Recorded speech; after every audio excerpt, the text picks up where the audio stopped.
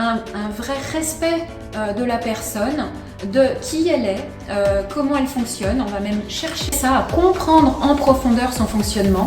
En ça, pour moi, c'est vraiment cette écoute empathique, non jugeante et respectueuse, avec la curiosité de découvrir en fait le mode de fonctionnement de l'autre. Et l'incarnation donc des valeurs de l'entretien motivationnel avec des outils concrets.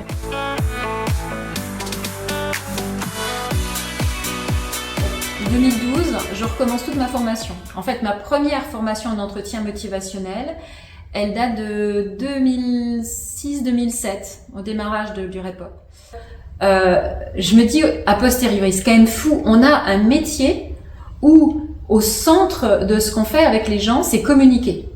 Nous, on prend pas le sang, enfin, on fait pas de prise de sang, pardon, on prescrit rien, on va pas faire des actes sur la personne. Par contre, notre métier tourne autour de la discussion.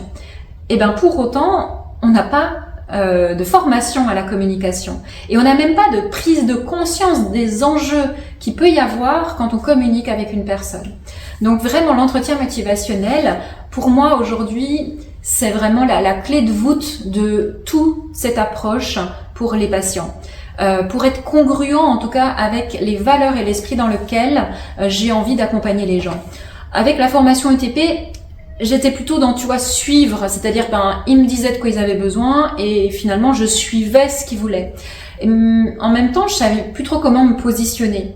Alors qu'avec le M, on est dans le guidage. Et en guidant, on garde quand même aussi notre expertise, tout en respectant l'expertise de notre interlocuteur.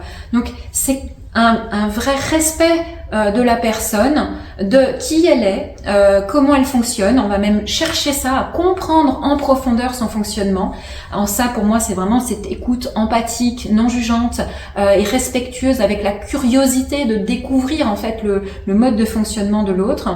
Et l'incarnation donc des valeurs de l'entretien motivationnel avec des outils concrets. Et ça aussi, pour moi, ça m'a vraiment aidé de prendre conscience aussi de l'art de la question et qu'on ne pose pas des questions par hasard, ou plutôt parce que on sait que cette question va être utile à l'autre. Et je dis souvent en formation, on pourrait faire un terme un peu de philo qui commencerait par la question « c'est quoi aider l'autre ?» Parce que finalement, tout tourne autour de ça. Est-ce qu'aider l'autre, c'est lui dire ce qu'il doit faire? Est-ce qu'aider l'autre, c'est lui conseiller de faire quelque chose?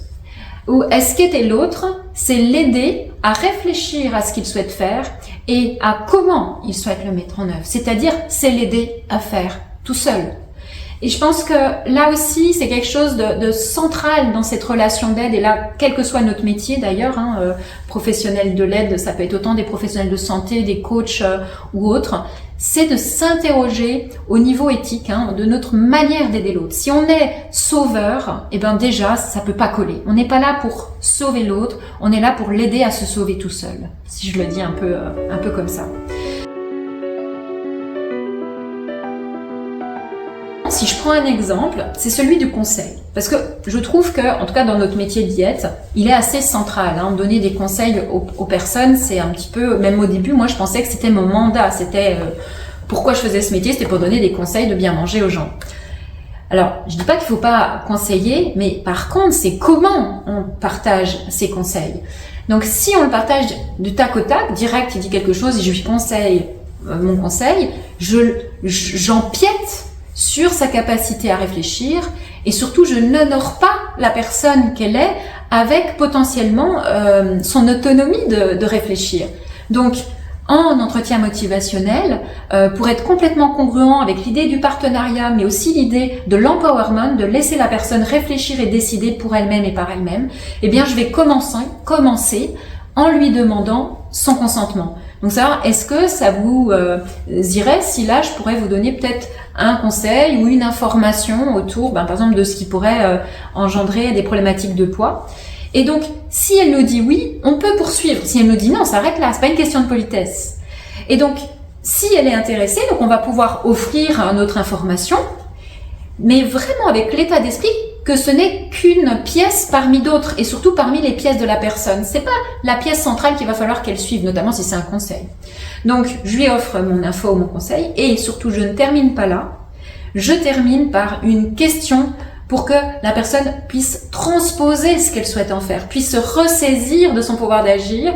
Et donc, je vais lui demander, maintenant que je vous ai partagé un petit peu ces informations, en quoi ça résonne pour vous, ou qu'est-ce que ça peut vous inspirer pour la suite. C'est-à-dire, je lui redonne son bâton décisionnaire et surtout la possibilité d'en faire elle ce qu'elle veut. Et pas que ce soit un point final finalement à la conversation. Et donc voilà, ça c'est vraiment pour moi un exemple parmi d'autres en quoi l'EM m'a permis d'être congruente avec la professionnelle que je souhaitais être, c'est-à-dire effectivement être centrée sur la personne, être centrée sur ce qu'elle exprimait comme besoin et pas moi ce que je me disais de mon expertise de ce qu'elle avait besoin. Et ensuite l'accompagner aussi non seulement sur le quoi elle veut travailler, mais sur le comment elle veut se sortir de sa situation. Voilà.